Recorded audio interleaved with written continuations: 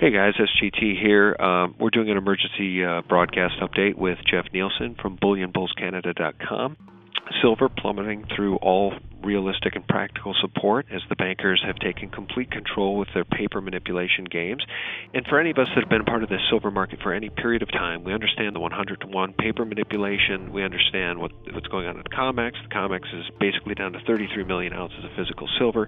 We understand the fundamentals for silver, and what's going on in the markets right now is nothing short of ridiculous. And I think it's just time to do a sanity check with a guy we respect. Jeff, thanks for joining us. Hi, Sean. Always a pleasure to be here. Always a pleasure to have you and to have your perspective. I'm feeling a little emotional right now. I think all of us are. We need to keep perspective on reality here. This isn't the end of the world. But what say you about what appears to be the bankers in control of this market?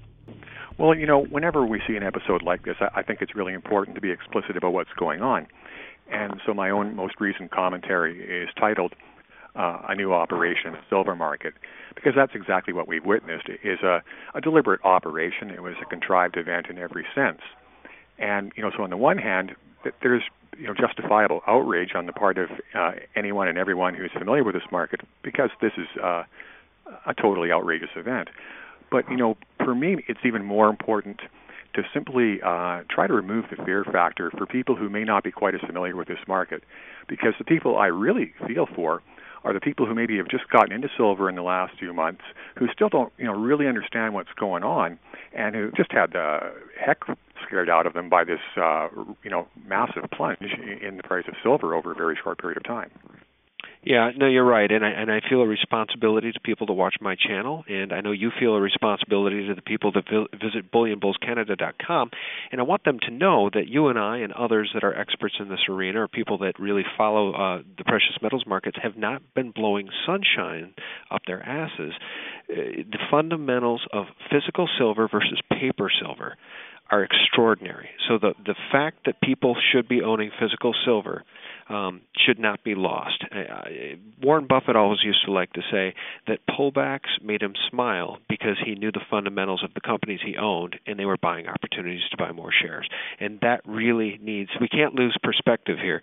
The bankers are giving us an extraordinary opportunity to buy more physical. Now, in my case, I don't have very much dry powder, and I just watched a lot of paper get imploded. But for those of us who do have some dry powder, this is just an excellent opportunity to take more physical off the market, right? Well, yeah, I think you really hit the nail on the head there, Sean.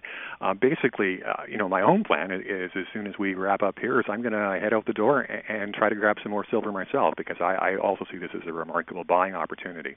In fact, only, I guess about 10 days or so sooner, I was wondering if I should be buying some more silver up close to $50, because it might leave that vicinity once and for all and never return again. Yeah. And the other thing you alluded to, of course, it's so critical here, are the fundamentals. And I think once we spell that out for people, it's going to be so much easier for them to regain their peace of mind here. The bottom line with any and every commodity is it's all about inventories. If inventories are increasing, you should see the price falling, as a simple supply and demand reaction. If inventories are falling, you should see the price rising. And as you just mentioned, silver inventories are essentially gone. So, that is the fundamental to always focus upon. Unless and until there is a significant buildup of inventories, there is never a fundamental justification for the price of silver to fall.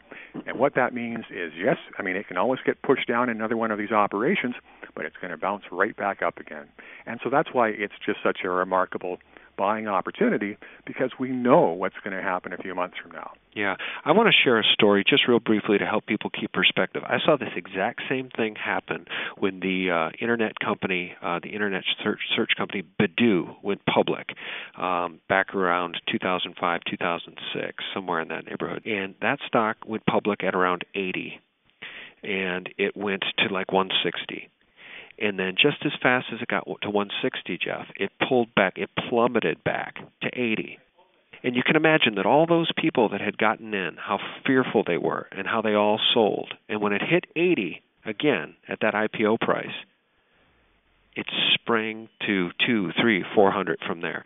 So I want people to realize that I think what's happening here is these bankers, JP Morgan, HSBC, I don't know how low they're going to take it. I think there's Katie bar the door support at $25.50. I think there's great support at $30. But regardless of how low they take it, Jeff, once they have the long position they want, their shorts are closed out, this thing's going to go straight to 100. And anybody that misses that move is going to have that pit in their stomach for a second time. That feeling we all have, with that gut-wrenching vomit feeling we all have right now, you're going to get that if you lose your position. If you get shaken out by these people, you're going to have it even worse as you watch this thing spring back to the other direction. Well, you know what, Sean, I'm going to differ with you a little bit here in that I don't believe that this is so much the matter of the bankers looking for a profit-making opportunity for themselves. Instead, it's a much more important strategic and psychological event that's taking place here. Basically, in the bankers' world of paper, this $50 an ounce level is considered to be the top, the all-time top of the silver market. Basically it's the same price that occurred in the spike back in 1980 when silver reached its previous high. Mm-hmm. Of course, in the real world, the paper you held back in 1980 was worth, much, much more than the paper we are holding today.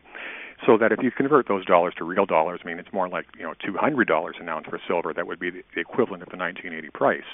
But because we're living in this make-believe world of the bankers, this $50 an ounce level is essentially the last resistance level remaining in the silver market. It's their final line in the sand to defend. You're right. Click here for part 2.